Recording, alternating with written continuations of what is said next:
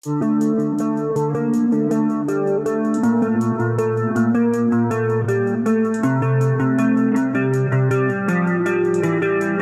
علیکم دوستوں، اس قسط کے آغاز میں قسطنطنیہ کا اکھاڑا نما میدان دکھایا جاتا ہے، جہاں تماشائی اپنے جنگجوؤں کا حوصلہ بڑھاتے ہوئے چلاتے ہیں، مار دوا نہیں کرتے۔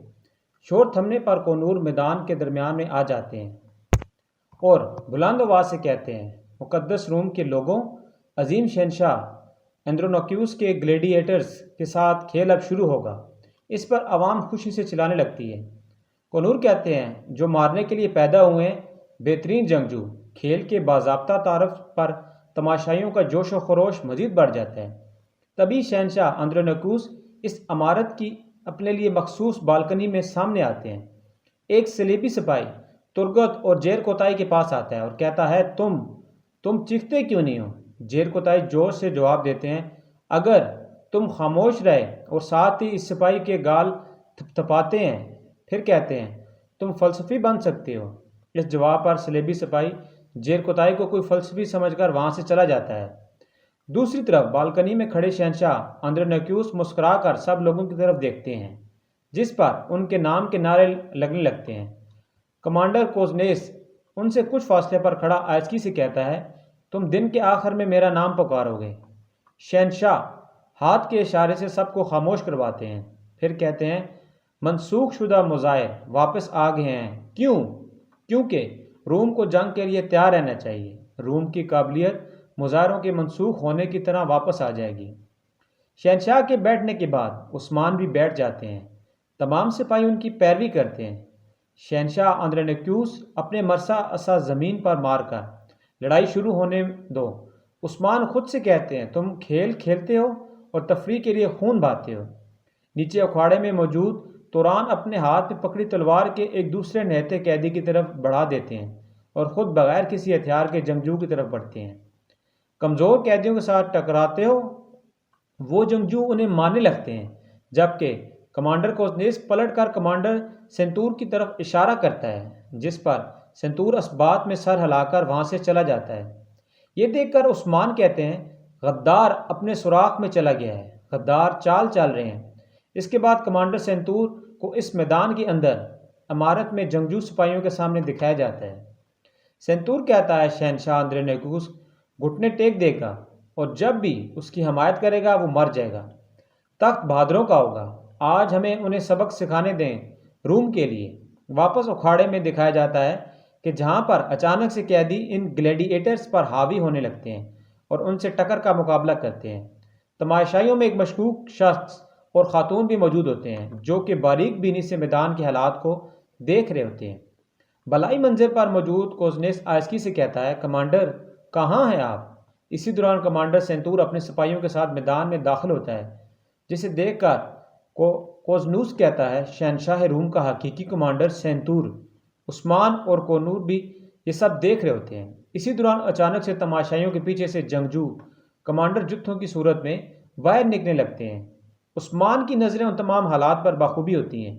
میدان میں موجود توران مسلسل گلیڈیٹرز کے چھکے چھڑا رہے ہوتے ہیں۔ ایک قیدی گلیڈیٹر میں سے ان کے پیٹ میں چھرا گھونپ دیتا ہے، جس پر گلیڈیٹرز قیدی کو زمین پر پٹکتے ہوئے اس خنجر کو اس کی گردن میں گھونپنے کی کوشش کرتا ہے، مگر توران عین وقت پر حملہ کرتے ہوئے اس قیدی کی جان بچاتے ہیں۔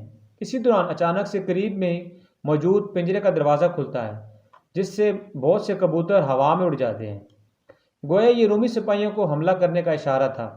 مجمع میں گھسے جنگجو تیر انداز جیسے ہی اپنی کمانیں تانتے ہیں، عثمان جوش و خروش سے چیختی چلاتی عوام کو دھکیلتے ہوئے تیزی سے اس تیر انداز کی طرف دوڑتے ہیں اور عین وقت پر اس کی کمان کھینچ کر اس سے نمٹنے لگتے ہیں۔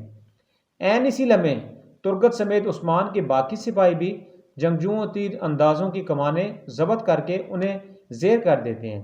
ایک جنگجو کا تیر بالائی منزل پر مقابلے سے لطف لیتے شہنشاہ کے قریبی موجود خاص کمانڈر کو جا لگتا ہے، جس پر سپاہی شہنشاہ کی حفاظت کرنے کے لیے ڈھالیں سامنے لے آتے ہیں۔ کوزنیس ظاہری طور پر اپنی تلوار نکال کر کہتا ہے، شہنشاہ کی حفاظت کرو، جبکہ میدان میں موجود سینتور اپنی تلوار ہوا میں بلند کرتے ہوئے کہتا ہے، شہنشاہ اندرونیکوس تخت بہادروں کا ہے۔ سپاہیوں حملہ، جس پر ایک کے بعد ایک سنتور کا سپاہی میدان میں آنے لگتا ہے۔ بوران اور توران بھی سنتور کے جنگجوؤں کو جھن میں واصل کرتے ہوئے ڈھالوں کے پیچھے چھپے شہنشاہ سنتور کو اپنے صلیبی سپاہیوں کو مارتے دیکھ کر غضب سے کہتے ہیں، غدار، تمہاری ہمت کیسے ہوئی؟ حالت بگڑتے دیکھ کر تماشائیوں میں موجود وہ مشکوک شخص اور خاتون بھی پریشان دکھائی دیتے ہیں۔ اچانک سنتور کے سپاہی میدان کی بلائی منزل پر شہنشاہ کے قریب پہنچ کر صلیبی سپاہیوں کو مار گراتے ہیں اور پھر شہنشاہ پر حملہ کرنے کی کوشش کرتے ہیں۔ عثمان چلا کر بوران اور توران کو بلائی منزل پر متوجہ کرتے ہیں اور اپنے سامنے آنے والی صلیبی سپاہیوں کو مارتے ہیں۔ بلائی منزل کی جانب دوڑتے ہوئے بوران اور توران ڈھال کو دونوں طرف سے پکڑتے ہیں، جس پر عثمان اس پر قدم رکھتے ہوئے چھلانگ لگا کر بلائی منزل پر کود جاتے ہیں اور جیسی سنتور کا جنگجو خنجر شہنشاہ کے سینے میں گھونپنے لگتا ہے، عثمان تلوار سے اس جنگجو پر وار کرتے ہوئے شہنشاہ کے سامنے آ جاتے ہیں۔ شہنشاہ چونک کر کہتا ہے، عثمان صاحب۔ عثمان کہتے ہیں، جو بھیڑیے کے ساتھ چلتا ہے وہ چیخا جاتا ہے، میرے ساتھ چلو شہنشاہ۔ شہنشاہ کے جوابی نفی میں سر ہلانے پر عثمان غصے سے اس کا ہاتھ پکڑ کر اپنے ساتھ کھڑا کرتے ہوئے کہتے ہیں، میں تمہیں یہاں سے نکال دوں گا۔ بظاہر سپاہیوں کو مارتا کوزنیز عثمان کو دیکھ کر خفگی سے سر جھکاتا ہے۔ اس جھٹکنے پر شہنشاہ پریشانی سے عثمان سے پوچھتا ہے، ہم اس سے کیسے نکل سکتے ہیں عثمان صاحب؟ عثمان کہتے ہیں، چلیں شہنشاہ۔ کہتا ہے، نہیں۔ عثمان تیزی سے شہنشاہ کو لیے بلائی منزل سے کود پڑتے ہیں۔ دوسری طرف کافروں کو مارتے ہوئے ایک تیر جیر کوتائی کے کندھے میں پیوست ہو جاتا ہے۔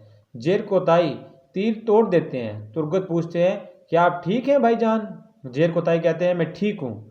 ترگت کی نظر فرار ہوتے کمانڈر سنتور پر پڑتی ہے، جس پر وہ تیزی سے سنتور کے پیچھے جاتے ہیں۔